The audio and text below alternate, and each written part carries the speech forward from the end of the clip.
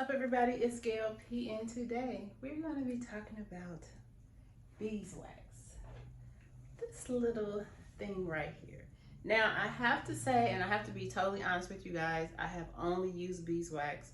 I attempted to use Shea Moisture, the stretching pudding. It's in a red jar, and I don't know where it is right now, but I will post it on my cover photo so you know what I'm talking about. But I've used this version, the black version, and I've also used the yellow version of beeswax to twist my hair with coils and the 2-strand twist. And I have totally not experienced anything. Actually, to be honest with you, my hair is never dry.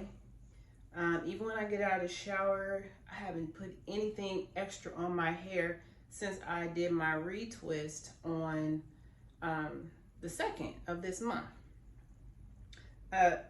It works just fine for me. This is 100% pure Australian beeswax, and it absolutely conditions my hair. Now, the question I have, does this have something to do with your genetics, your body makeup, the chemistry in your body, the texture of your hair?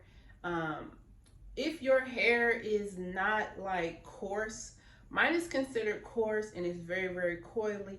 And also I might add, my hair is low porosity. That means that, if I get this correct, it takes a lot to soak my hair with water. So I have to literally stay in the shower for hours, I wouldn't say hours, but for a very long time to get my hair to get wet, where it's actually soaking in whatever I'm putting in there. So when I do conditioners, leave-in conditioners, I usually have to put a lot in my hair, because otherwise it will just sit on the surface of my hair and never sink in to the hair. And I don't know all the terms because, of course, I am not a beautician or a stylist. I do my own hair, but I do know that with experience in thousands of products, I have managed to shave my whole head and grow my entire hair back without the assistance of a stylist. So although I've used a lot of products, I can say, in my humble opinion, I have not actually had any trouble using this product. And if you can see my hair right now, these locks were created using this beeswax and the actual other color, the yellow color. So I don't know, I'll wait and hear what you guys have to say, what your experience has been. And please forgive my nails, I have not gotten them done. But yeah, this is the way my hair looks right now, and I absolutely love it. So yeah, definitely let me know, like, what has been your experience with beeswax. And I'll also look it up on YouTube, because I didn't do that before I made this video. But since I haven't made a video in a while, I thought this would be a perfect topic, because I have gotten several comments about using beeswax. Now, on to other things, I wanted to talk about something else, and I've totally forgotten what it was. And I believe it has something to do with my hair. Or did it? So I was supposed to be posting this video that I made, and the one thing I am working on personally is not caring what people think. However, I realized that once you post something out here in the universe, it's out here in the universe and it's out there. And I have to be strong enough to realize that although what I post may help someone, people will always try to find ways to hurt you and use your personal struggles or things that you've had dealt with in the past to bring you down. And I believe that what I said in this video is not harmful to anyone. Even though you can't really see me talking, you can hear my voice. I'm going to post it, and I want you guys to let me know what you think. And I guess I'll just let the views let me know, if it was purposeful or if you relate or whatever. I think a lot of times I struggle with feeling comfortable with saying certain things on YouTube because you come across so much scrutiny from people, but trying to have the inner strength to deal with people not liking you or supporting you or whatever, that's something that I'm personally working on every day. So with that, when you see the black video go up, that's the one I'm talking about. I'm thinking about making it private only to the people who have already subscribed to my channel and not making it public. I haven't decided. I haven't even made a cover for it. So let me just get this video posted and get the information there, and then I will decide if I'm going to do the other one, post the other one, because I've had it for several weeks and I have been meaning to post it for some time, and I keep saying I'm gonna post it and I never did. So my goal here is to try to post 2 to 3 videos a week.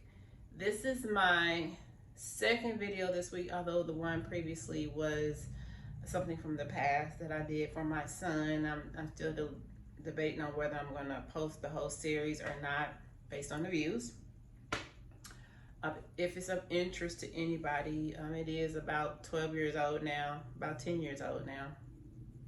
Yeah, 10 years old since I first created that series. I might need to just update it a little bit. But other than that, I'm doing very well in my journey. I'm appreciating my hair more every day. I have been wearing my hair in this style for the last 2 weeks. I really love this style for now. And this is how I will probably wear my hair for a little while. Oh, I know what I was going to talk about. I was going to talk about the difference between retwisting and getting a retie. Now, I have talked to several of my friends who have locks, and they have informed me that these are considered traditional locks. Now, when people say they're getting a retie, that is when they get the hook and they go up and down and retie and create the neat look. Now, one of my friends, she told me you can do that. However, you have to be concerned about the thinning of your locks and manipulating your locks so much. And I agree that I actually like the traditional way of just twisting them and then pinning them down, because number one, I can do it myself. And I really struggle with trying to do the retie. I think I allow somebody to try to do it on one, and it's too much. It's faster for me to just do the twist, put the pin on, put my scarf on, and go to bed. That works for me. That's what I'm gonna do. The other thing that I'm gonna try to do is not do a retwist in June. I'm gonna wait for my retwist in July. So I'm gonna try to go 2 months without doing a retwist, just to let my hair go through the normal process of locking, and to let the budding start and different things like that. I can already see that there's the ends that are coming, the hair shedding. I can feel on some of these that I have a little budding happening, which is really good. And so I believe that with the last wash that I did, that is helping to lock my hair, and the budding is starting to start. So I think in July 2nd, I will do my next retwist. And if you go back and look at my photographs from a month ago, you can see that my hair did grow quite a bit, and it appears, even though I washed it, it appears to be staying at this length, which is really good. And there's not a lot of shrinkage, which I also love. So that is all for this video. Let me know what you think about the beeswax. This is a brand that I use. Let me know what you're using. Let me know especially what is your process if you do your own hair, and what products are you using, because I might want to try some sprays for in between my retwist, just to keep my hair soft, because you're not really supposed to keep it moisturized, right? So yeah, that's all I have for today. I hope you guys enjoyed my little video, and I'll talk to you later. Peace and light.